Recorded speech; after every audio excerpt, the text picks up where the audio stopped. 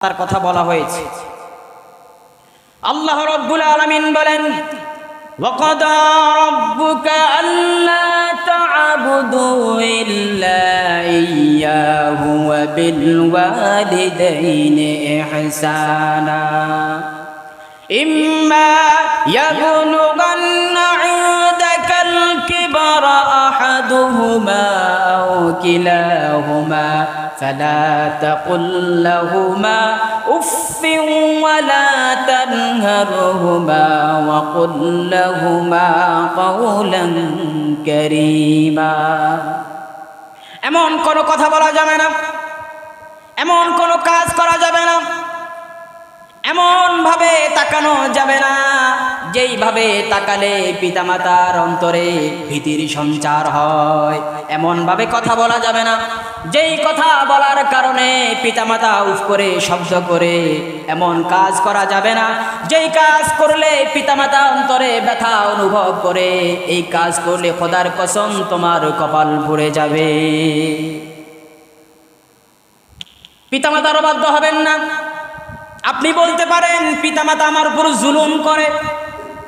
আপনার উপরে যদি আপনার মা অথবা বাবা জুলুম করে, সেই জুলুমের বিচার একজন করবেন। তিনি কে?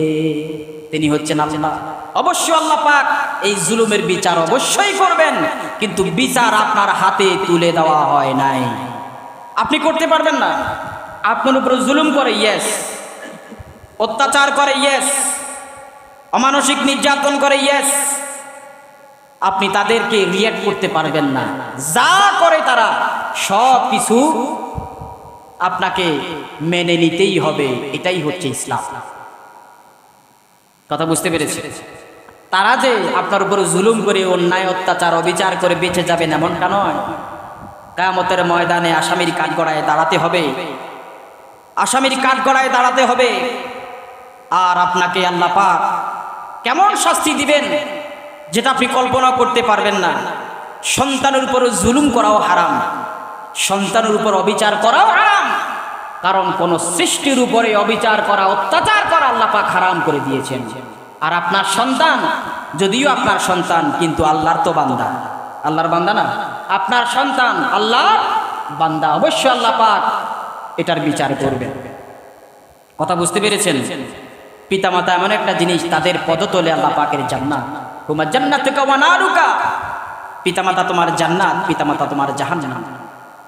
তাদের খেদমত করে জান্নাতে যাও, জান্নাত কামাই করো, আর তাদের সাথে নাফরমানি করে জাহান্নামে তুমি যাবা।